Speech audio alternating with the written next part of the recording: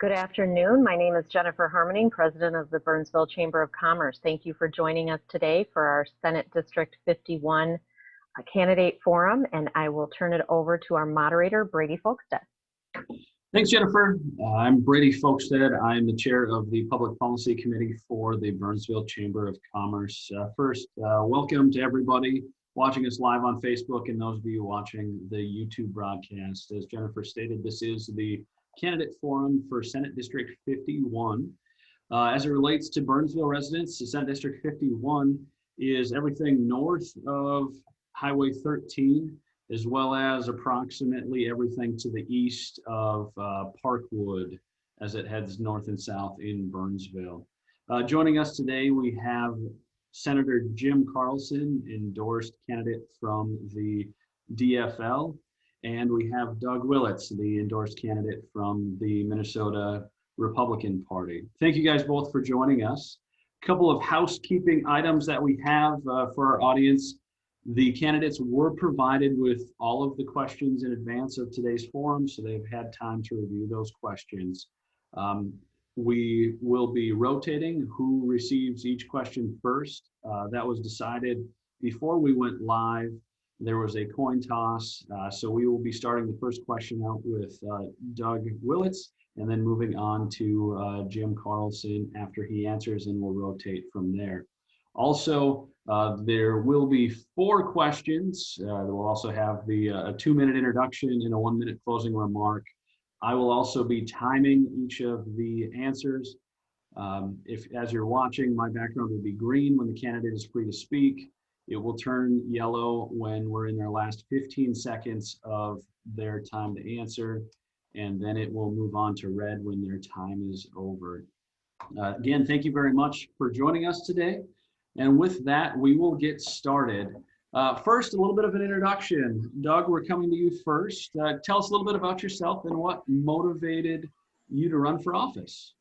Well, I'd like to thank the Burnsville Chamber of Commerce and Jennifer and Brady for hosting this event, and Senator Carlson for joining. My name is Doug Willits, and I'm the Republican endorsed candidate for Senate District 51. I'm a 29-year Army veteran. I grew up in Southeast Minnesota, and I've worked for a nonprofit. I've worked retail sales. I was a church janitor for a while. In February of 2012, I came home from Afghanistan. In June, I got married. In July, I retired from the Army. And in August, I finally got all my stuff, moved back to Minnesota, and joined my beautiful bride while she was finishing seminary at Bethel. I'm a member of an organization called Braver Angels, and we work diligently to take the partisan backstabbing out of all the conversations that we have. And I want to bring both sides together to come up with common sense solutions that work for Eagan, Burnsville, and the state of Minnesota. My campaign slogan is Mission First, People Always. I have a vision for Minnesota to be the absolute best state to live and work in, so that we allow the people of Minnesota to choose their American dream and how they see fit. I believe in the dignity of work. I believe in doing the right thing for the right reasons. And I believe in everyone should get a fair chance to pursue their happiness. I'm running for the Minnesota State Senate because I have seen with my own eyes what happens when government gets out of control. I have stood in the killing fields of Cambodia. I have been to Eastern Europe and have seen the results of the disastrous policies that were brought on by large government. My goal is to have a government no bigger than it needs to be. Please check out my website at willitsformn.com. Thanks, Doug. And moving on, Jim, tell us a little bit about yourself and why you chose to run for office. Hello to the members of the Chamber and to the home audience. Thank you, President Harmoning, and the Chamber members who are sponsoring this forum. I'm Senator Jim Carlson, and I've served 12 years in the Minnesota Senate. Senate District 51, as you mentioned, includes most of Eagan and the eastern and northern precincts of Burnsville. I presently serve on the Transportation Finance and Policy Committee, the Environment and Natural Resources Policy and Legacy Finance Committee, and I'm the ranking member on the State Government Finance, Policy, and Elections Committee. I've previously served in Health and Human Services Committees, Education, Finance, and was the chair of the Veterans Finance Committee and the Policy Committee for the Transportation. I was vice chair. I'm a mechanical engineer with broad experience in product design, equipment design, manufacturing management, and I've traveled the world to find the latest manufacturing technologies and also to set up manufacturing in US locations as well as Puerto Rico, Germany, China, Japan, Singapore, and India. I developed a strong interest in education, and the reason for running is that we need to support the workforce for the businesses needed to maintain American economy and lifestyle. I grew up on our family farm in Egan, very near where I now live. I went to Dunwoody Institute, received a Bachelor of Engineering from the University of Minnesota. My wife, Gail, of 50 years, taught German at Egan High School for 25 years. And we have a daughter who is a lawyer in LA and a son who is a computer engineer in Seattle, and one grandson, Archer, who is 2.5 years old. I'm a member of the Dakota County Regional Chamber of Commerce and have been endorsed by Education Minnesota, Minnesota Nurses Association, the DFL Veterans Caucus, AFSCME, AFL-CIO, Outfront Minnesota, Conservation Minnesota, and several more you can find on my website. I've earned the Democracy Champion Badge from Fair Vote Minnesota, the Gun Sense Candidate of Distinction designation from Moms Demand Action, and I'm the Orange Star candidate from Protect Minnesota. All right. Thank you, Jim, as well. Thank you both. Good to get to know you guys a little bit better. This first question is we're going to begin with Jim. Burnsville businesses are facing unprecedented and uncertain times due to the COVID-19 virus as well as civil unrest. Will you support efforts to keep businesses open, and/or what financial assistance do you think you could support to help these businesses during this time? Go ahead. Absolutely. I support everything we can do to open, reopen, or support the increasing availability of the businesses to their customers. Businesses across the state and nation are facing tremendous challenges in keeping their employees and customers safe while adjusting as best they can to the new way of operating. My office has worked with many businesses already, wading through all the bureaucracy of state and federal regulations and trying to help them deal with what they need to keep open. This disease can inflict employees and customers with serious long-term respiratory and cardiac damage or even death. The elderly and health compromised people are most at risk for death. However, Dakota County also has 7,250 cases with an average age of 34. Financial assistance is required to make a difference, and that's immense. Minnesota is facing a massive forecasted budget deficit, so there is no money for us to spread around, but the U.S. Senate has money, has a bill, and needs to pass it. Okay. Thank you, Jim. And moving on over to Doug. Doug, to you as well. Do you support efforts to keep businesses open, and/or what sort of financial assistance do you think would be good to support them during this time? Yes, I support safely opening all businesses. I support grants, not loans, to keep small businesses open like restaurants and bars if we face another shutdown. The state legislature also needs to pass legislation so that small businesses are not held liable should a customer contract COVID-19 despite using best practices at that business. I think that small business owners in the state of Minnesota are careful enough and caring enough and deserve to be able to open their businesses in a safe manner in the state of Minnesota. Thank you. On to the next question here. Now, Doug, this will go to you first. One of the most critical issues that we're facing in Burnsville is the future of the Burnsville Center. The city of Burnsville has requested tax increment financing for this area and has been denied during the last 2 legislative sessions. Will you support this effort this session? And what can you do to garner support to get this passed? Yes, I would support tax increment financing for the Burnsville Center. I know that Senator Dan Hull has tried to get it passed in the past, to get TIF approved for the Burnsville Center, and received pushback from both sides of the aisle. The last legislative session, he almost was able to get it through, but COVID-19 hit and put a stop to it for now. We need to make sure that the project is thoroughly thought out so that whatever is in place at the Burnsville Center has a chance to last more than 20 years. Thank you. And over to you, Jim. Burnsville Center and tax increment financing. Do you support this, and what can you do to get support for this to get passed this session? This is a very difficult question. I was the co-sponsor of this bill, and of course I support it. However, the senator who chief authored it for his own district did not have a conventional committee hearing, only an informational hearing. which brought negative opinion from the tax chair of his party and from other members of the committee. What can I do to get this project passed is a serious question and requires a blunt answer.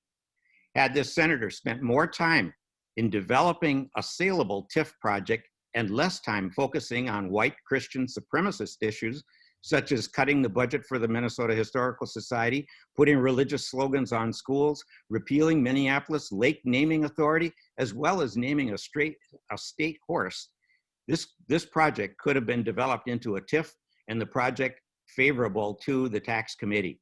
What effort can be done? Vote in a DFL majority and I'll carry the bill. All right, thank you, Jim. And as we're rotating through, Jim, the next question is going to come to you first.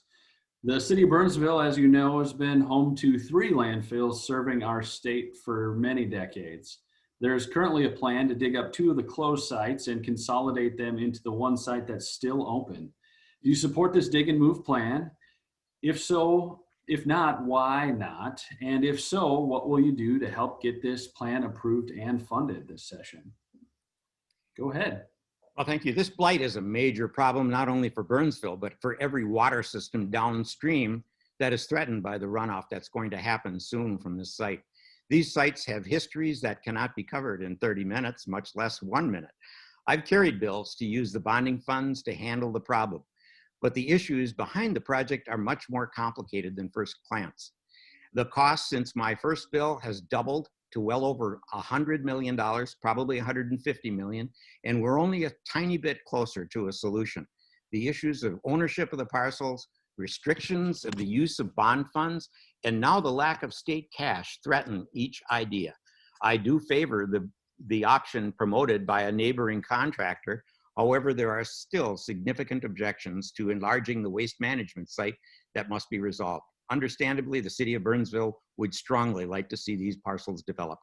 However, many issues are still being characterized and will take time. We do not want to dig and haul away from Burnsville, which would cost an additional $300 million. Okay, and thank you. Now moving over to you, Doug, same question. 3 landfills, consolidating them into one. Do you support the dig and move plan? If not, why? And if so, what can we do to get this plan approved and funded? Go ahead. I support a dig and haul plan for the 2 closed sites to move them to one consolidated site. This is a critical project to protect the drinking water for both Burnsville and Savage and many other downstream cities. The Minnesota Pollution Control Agency not only needs to take into account protecting the drinking water for these 2 cities, but also what would be best in the long run for the city of Burnsville for future development. Thank you. And our final question before we have our closing remarks. Safety is a top concern for businesses across the state of Minnesota. Where do you stand on defunding the police? And this will go to Doug first. What happened to George Floyd and Breonna Taylor and many others is horrible and unacceptable. We cannot have a vibrant economy without safety, and you cannot have safety without a vibrant economy. They are tied together. Defunding the police is a non-starter. That cannot happen. After the civil unrest and the devastation of the COVID-19 has done to the economy, the state of Minnesota's #1 priority should be the safety of its citizens and the businesses that they work in. The overall conversation about public safety, we have better trained police officers. Therefore, we need to keep funding consistent and invest in training programs that will keep both citizens and the law enforcement officers in our communities safe. Thank you, Doug. And over to Jim. Where do you stand on defunding the police? First to unmute, but defunding police is a slogan that was generated by extremists, primarily from Minneapolis. These folks mistakenly think that police are the only problem and there are no other solutions. I reject the use or even the thought of that concept and have never heard one person in the Minnesota Senate agree with that undefined idea. We need to admit there are many details that require close attention and reforms. In the first special session, there were negotiated reforms passed as a first step. More are needed to handle stressors, mental illnesses, standards of conduct and response, as well as public awareness. In 2017, I sponsored a bill for de-escalation training to address veterans who might be in crisis and needing special techniques to talk them down. After the Philando Castile killing, I contacted the MPPOA and offered a bill for 10 times that amount. We definitely need to face some changes, and in police procedures and disciplinary actions, the police chiefs I have spoken to are nearly universal in wanting disciplinary authority. Chiefs want powers similar to corporate management to take problem officers off the street, terminate them, or in cases of excessive complaints or violations. Okay. Again, thank you both. Thank you both for your time today. Thank you very much for sticking to our rigorous and very short time frames to answer these questions. I know they're very large to unpack. I think for those of us that have been listening at the beginning, you can go back and also get their information for their website so you can learn more about each candidate. But with that, we will have our closing remarks, and they have 1 minute each. As we've been rotating back and forth. Jim, you will be going first. So why are you the best candidate to represent our area? Well, thank you very much. I have a long history of dedication to this community and investment in the community, helping to bring the background and evaluate plans and programs for keeping Eagan and Burnsville at the top of our reputation in Minnesota. Joining the legislature and making a difference has a steep learning curve, and promises are very hard to implement, so I try not to make them. I've passed several bills that essentially took years and a lot of selling. I'm responsible for the child safety seat. I'm responsible for the gross misdemeanor penalty for intentional distracted driving. I worked 10 years on passing the hands-free cell phone bill and had to turn it over to the majority sponsor because I stated many times it's better to save lives than to get credit for a bill. I really want to make sure that we treat everyone with respect, and I do want to add at the end here that I want to thank Doug for his service. This is a selfless contribution to our freedom. Thank you, Doug. Thank you, Jim. And Doug, now going over to you. Let us know why you're the best candidate to represent our area. I'm the best candidate to be your senator in St. Paul because as your senator, I will be available, reliable, and accountable. Working together, we can find the best solutions to recover from COVID-19 economic crisis, and we will be able to find solutions to the root cause of the civil unrest. I will work to minimize the impact on all Minnesotans of the estimated $6 billion budget shortfall. Do not forget to check out my website at willetsformn.com. That's WILLETTS for MN.com. I'm running because I care about you and your family. That's why I say mission first, people always. Very good. And thank you both. Thanks, Jim. Thanks, Doug, for joining us today. Thank you, everyone that joined us on Facebook Live and is watching us on YouTube. We appreciate it a bunch that you're willing to be engaged and learn more about our candidates. Again, early voting is open, so you can look up on the Minnesota Secretary of State's website to find out your early voting place and or request an absentee ballot, as well as November 3rd is election day. And if you haven't voted by then, make sure to stop into your precinct and vote for your candidate. Again, this is the forum for Senate District 51. Thank you all. Thank you, Brady, and thank you to our candidates for joining us today. It's a great opportunity for the Burnsville Chamber to be able to host these meetings and help you get to know the candidates before you go out and vote. We have one more candidate forum yet today, so join us back here at 5 o'clock for the ISD 191 School Board Candidate Forum, and have a great day. Thank you. Thank you, Jennifer.